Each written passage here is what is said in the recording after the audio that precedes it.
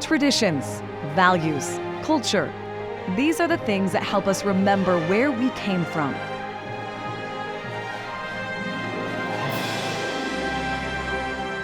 It's time for Family Heritage Stories. I'm Doug Jessup. And I'm Nisha DeGaring, and welcome to Family Heritage Stories, where we talk about what makes us. Things like traditions, values, and culture. How are these things passed down from generation to generation? Through deeds, through words, and through stories. DNA Angels is a nonprofit organization that was founded in 2019. Our mission is to identify biological parents of donor-conceived, adoptees, or NPEs, meaning not parent expected. Many people will take a DNA test and find out that the parent that raised them is not their biological parent. So they will reach out to us and we will help them identify their biological parent at no charge. Why are you doing this? I believe the entire organization believes that everybody has a right to know where they come from. You might not have a right to a relationship with them, but you should know your health history if possible. You have a right to be known. So maybe your biological parents had the hard decision to place you for adoption, but there may be aunts and uncles who knew about it and have always wondered where you ended up. And people are waiting for you. So we believe that you are waiting for them as well. We all have a right to be known. I'm going to open that onion just a touch closer. Okay. Why are you interested in this? I am interested because I took a DNA test and found out that my father that raised me is not my biological father. And I went through that time of panic and fear that I was going to ruin my parents' marriage if I came forward with my discovery. Was I the product of an affair or an assault that we're just not going to bring that back up, let it lie? I didn't know. So it was very scary, and I did not have a support network. And DNA Angels wasn't something that I knew existed. So I had to go through that entire thing by myself. And I solved my own case and went through all of the emotional roller coaster things by myself.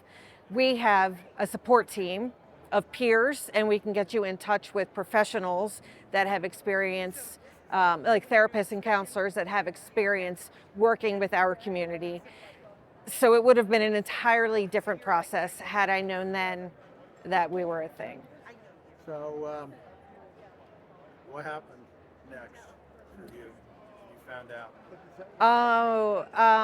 I got a therapist and worked. I lost 5 years from when I took my test until I talked to my parents. I think it was 4 or 5 years, and I just was done. It was like I kept trying to prepare, and one day I had hit the wall, and I said, it's time to figure this out. And I drove to Mom's, and she came clean right away. They used to date, and Dad knew that Mom was pregnant the day that they met. She told him right off the bat, and I was not.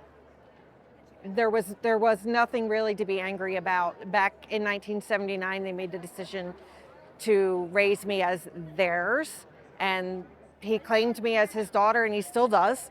And that's what happened. That's kind of what happened. It just came out that, well, that's the reason I don't look like anybody, and there's your answer. So that was. How do people get a hold of DNA Angels? We have multiple ways. We're very, very, very active on social media: TikTok, Facebook, Instagram. We also have our website, www.dnangels.org. There's only one A in the center. So the DNA and the angels are merged. So let's say it again. It's dnangels.org. And our most active thing is through our Facebook page. So that's if you reach out to our website when you're ready to be screened for help in identifying biological parents. I keep looking away. If you reach out to our website for help in identifying biological parents, you will be redirected to Facebook to go through our screening process with a trained screener. What are your family stories? I'm Nisha Garing. I'm Doug Jessup. It would be our honor to help you share your stories with an in-studio interview. We take out the bloopers, add in your pictures, and give you a digital video to keep. To schedule your interview, go to FamilyHeritageStories.com. A little bit later in the show, we share one of our viewers' treasures remembered. How do you want to be remembered? Well, one of the stories I told him was I used to fly for American Airlines as a flight attendant. I did that for 2 years back when you could do it, but you had to quit to get married. So that was it. So I flew from 1959 to 61. And during those 2 of those flights, I had incredible people. One was Harry Truman. And he had had a toddy before he got on board. This was in Dallas Love Field, and he was out there campaigning for Kennedy for that election. And anyway, we served all the drinks, and it was a champagne brunch. It was major stuff, nonstop to Washington National Field. So I'm walking past there, and he jerks on my jacket, because he was sitting right here. Jerks on my jacket. He says, "Can I have another drink?" "Oh, dear Mr. President, we're not allowed to do that. We can only serve a certain amount." And I said, "You know what? I think it was your Congress that passed that law." And he reared back in his seat because he was with a delegation. And he said, "I knew there was something I didn't like about you, son." Honest to God, that's it. Tell me about Alan Shepard. Well, he trots up the stairway, and he has this funny-looking lapel pin on. And I said, "Well, what does that mean?" "You need something to start a conversation." But people are coming in like this. He said, I'm an astronaut." I said, "Well, my name's Mickey Mouse," or something like that. Come on, you hear everything. So we go back around and town. And this was on an Electra where the seats are in the half round in the back. And he goes back to sits back there. And I go around and take names and destinations, which is a dumb thing. Why, just take the names because they want us to remember the names. Destinations, you're in the wrong plane if you're not going to Washington, because you're going to San Diego, honey, you're in the wrong plane. Anyway, I go past him again. I said, "You said you were an astronaut." He said, yeah, yes, ma'am, I am. And then he said, "Well, you see that magazine right there? It was Life magazine. It was the cover that had all 7 astronauts sitting at a half-round table." He says, "There I am." I said, "Son of, how you bet that?" I got his autograph. I got the date on it, and it's a treasured thing. I also have Harry Truman. Those are the only 2 autographs I got while I was flying. I enjoyed the heck out of American Airlines. Hello, you are watching Family Heritage Stories. The last words that my grandfather said were, "Please remember me." This is Doug Jessup. It would be my honor to help you share your story with a private in-studio interview with a video for you to keep. Go to FamilyHeritageStories.com for pricing and to schedule your interview. There is something so special about the bond between a grandchild and grandparent. So how would you answer the question? Tell me about your grandma or grandpa. This is the uniform of an American Revolutionary soldier that would have been in the Continental Army. And this particular pattern of uniform was the uniform of the Delaware soldiers. There were 4 or 5 different uniforms. For instance, Washington had a buff trim with his blue uniform, whereas the Delaware have the red. And the Utah Society, Sons of the American Revolution, our color guard came together and decided that we would use this uniform because of its red, white, and blue, and it speaks of America. Heritage means everything to me. I'm actually getting chills right now as I think about it, because I am a culmination of my parents, my grandparents, and my other ancestors. Their lives made me possible. Their experiences, the things that they did, had influence upon me. I could tell you about my great-grandmother that I knew that passed away when I was 12, and her stories of being in a covered wagon from Butte, Montana, and going to Boise, Idaho to Homestead. I could tell you stories about my Grandpa McGregor, who at one time was so poor he was eating orange peelings out of a trash can, but yet he went on with only an 8th grade education to build his own business and become a very successful man. I could tell you about my mother's mom, who was a very hardworking woman. Her grandmother, my great-grandmother, who came from Holland, and the stories of how they worked and lived and settled in the Ogden area in Ogden, Utah, and the things that they did. And I love all these stories, and as I hear them and as I have learned about them since I was a child, I'm learning my heritage. I'm learning about who I am and the importance of that to life. So heritage is something very significant to me. In order to join the Sons of the American Revolution, you must be connected to a recognized patriot of the American Revolution. And there has to be a paper trail. It can't be a simple pedigree. So I worked with a genealogist in the SAR, and they helped me connect to one of my patriots. And his name was John Young. And John Young fought in the American Revolution. He actually joined up at Valley Forge with Washington in the spring. This is the story that I know. And as a very young man, and stayed with the war till 1781 when it concluded. Now, John Young had several children, and 2 of those children were named Susanna and Louise, and I come through them. But they had a brother who was named Brigham.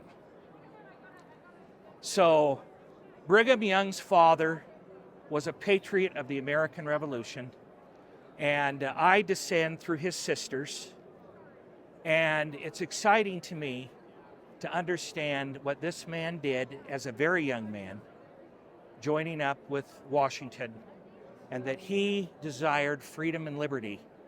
And so I wear this in honor of John Young, knowing that he too at one time wore a uniform and carried one of those 10-pound muskets, a flintlock, and defended our liberties so that you and I might have those freedoms today. Everyone has unique skills and interests. For example, I am not a painter, but how did you get into your occupation? He was a black sergeant detective from Ogden City. He was Dad. October 1963. Ogden Police Detective Sergeant Marshall White was shot and killed while trying to talk a suspect into surrendering his weapon. He was the first black officer killed in the line of duty in Utah. His son, Ronald White, was 6 years old. He was the president of the NAACP, the Ogden City detective. He was a Mason. He hung out at the local Golden Gloves boxing joint. Detective Sergeant Marshall White looked out for people in the community. And I'm sure he was that way to a lot of people in the neighborhood. And he was their defender. He was a hero to me. The Marshall White Recreation Center was dedicated on the 5th anniversary of his death. Today, it's a busy place, with everyone from Head Start kids to seniors. I guess I want them to remember this is a man that gave his all for his neighborhood. You know, we all give some, but he gave his all. What's the Marshall White Recreation Center mean to the community? It's truly been a melting pot and a gathering place for the community to come. So what do you think Dad would think of this place now? I think he would be proud that the young people have somewhere to go, something to do. I think that's what he always wanted. This is what I like to see. Ogden police playing basketball with the kids. These stories deserve to be told. These are the caring stories. There are reasons why people celebrate Swiss days or Day of the Dead. It's one word: culture. What is culture? Culture is how we identify with our family. It's how you and I communicate on some level, correct? Because we always are, as we're communicating with each other, we're looking for common ground. Right. And we find common ground through our culture a lot of times. And then we also find discord through it too. You think? We've been having a little bit of that lately. Yeah, we find discord through it too. When we lack a cultural understanding of each other and a baseline understanding of where we come from. So culture is important. I do believe the more we understand about each other, the more we want to know about each other. I think the cultural divide becomes more of something that we embrace. What are those labels that you put on yourself? My labels, if I'm going to label myself, would be I'm compassionate, kind, strong, and caring. And I think it's really important that we spend time in those identity factors, the things that really drive us. So culturally, I know what culture I'm part of, but as a woman and a businesswoman, an entrepreneur, right? And just a citizen of this community and of the world, I identify with compassion and understanding. And I think that if we all looked at ourselves in a different way with terms, right? Maybe in some sense, how we conduct ourselves is what people are going to remember. Are they going to remember that I'm a woman of color? Probably. But they're going to remember more how I treated them. They're going to remember more the time I invested in getting to know them. And they're going to remember more what the feeling that I left them with. A little bit later in the show, we find out the story behind one of the treasures remembered here at Anthony's Fine Art and Antiques.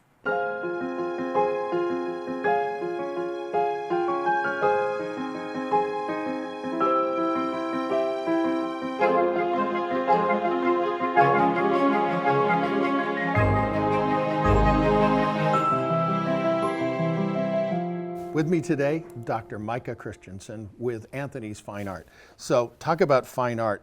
This is a Hanukkah lamp or menorah.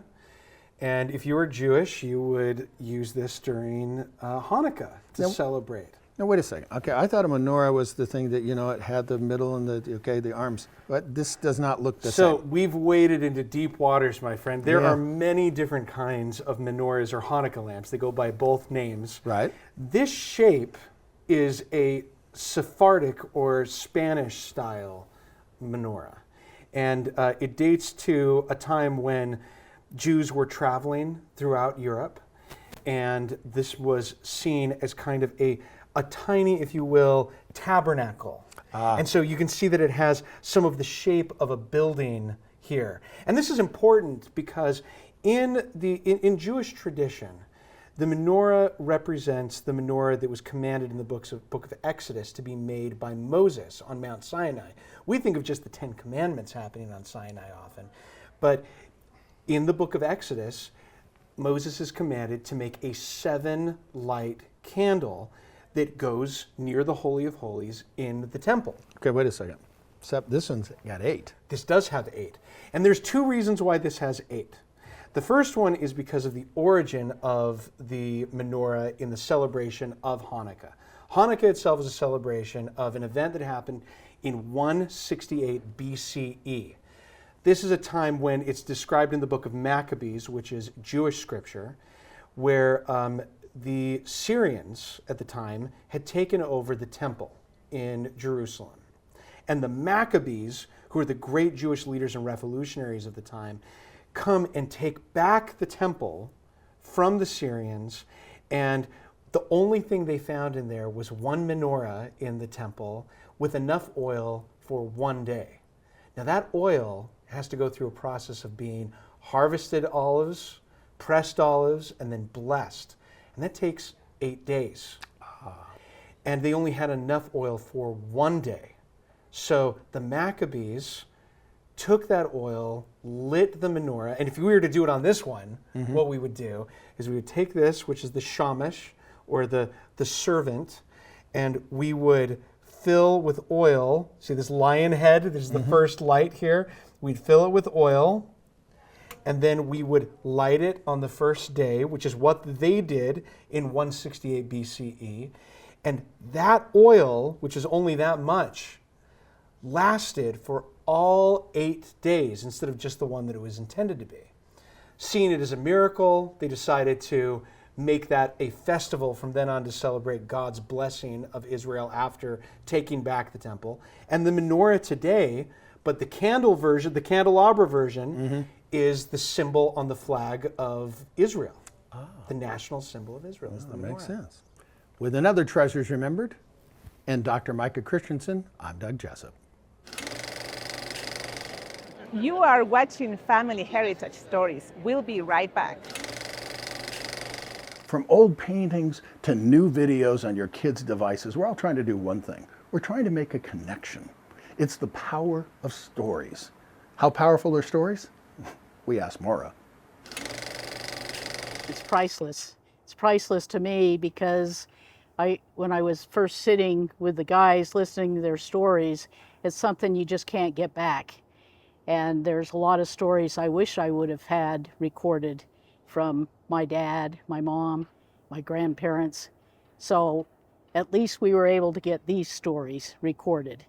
And to have them videoed and digitized is key, because the younger generation, you know, sitting with my nephews, doing homework with them over COVID, they weren't looking at books, they were looking at screens, and they can look at this on a screen. I'm Doug Jessup. And I'm Nisha Gehring. It would be our honor to help tell your family heritage story. Go to our website to schedule an in-studio interview on the Jessup's Journal TV set. Broadcast audio, video, and lighting are already set up to ensure quality control. All you need to do is come to our Salt Lake City studio and we'll do the rest. Our professional editing staff will take out bloopers and add your pictures to create a private digital video for your devices. Go to FamilyHeritageStories.com for pricing and to schedule your interview.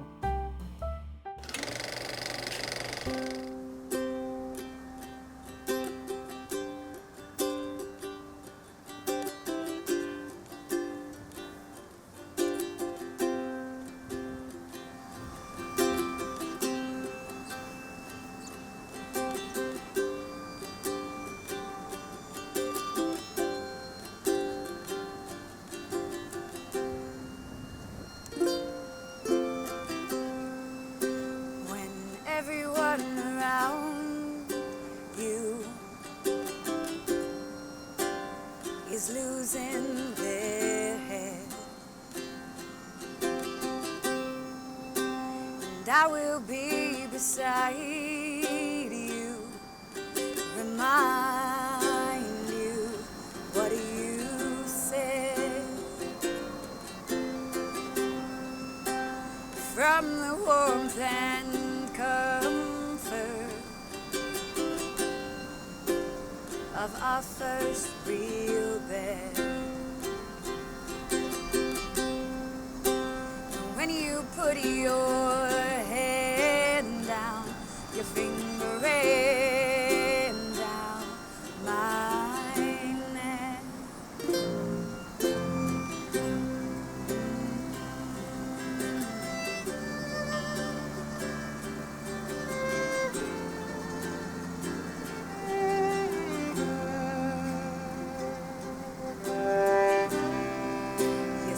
Life is like a river,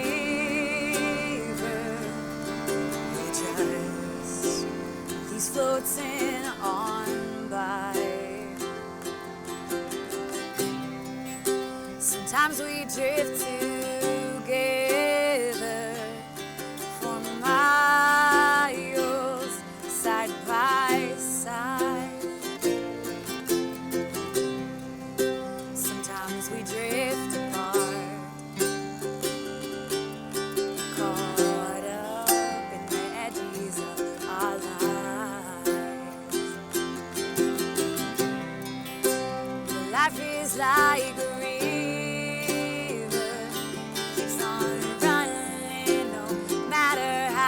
you tried.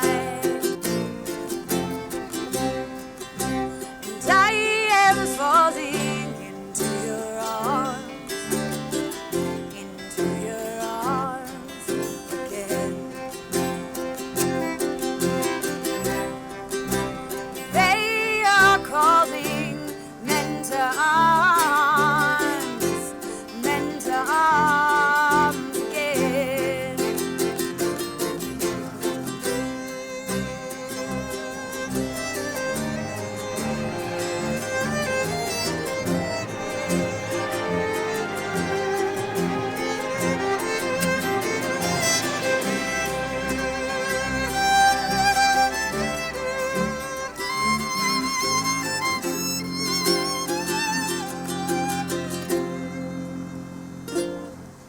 And I would like to paint you a face, sing you a voice, write you a story. And I would like to be the one, be the love, be the glory. And I would like to paint you a face, sing you a voice, write you a story. And I would like to be the one, be the love, be the glory. And I would like to paint you a face, sing you a voice, write you a story. And I would like to be the one, be the love, be the glory. And I would like to paint you a face, sing you a voice, write you a story. And I would like to be the one, be the love, be the glory. Oh,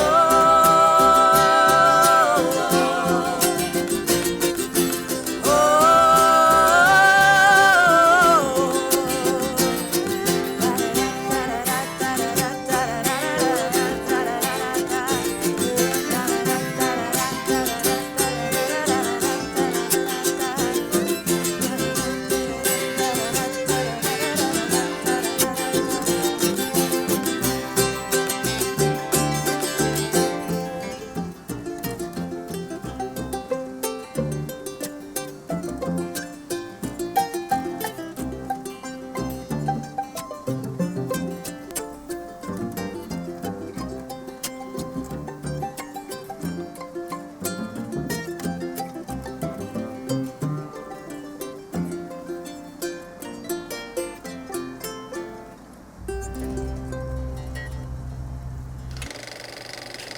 It's our honor to be able to help people remember where they came from. If stories aren't passed down from generation to generation, the stories are lost, and it's as though those people never existed. So how do you want to be remembered?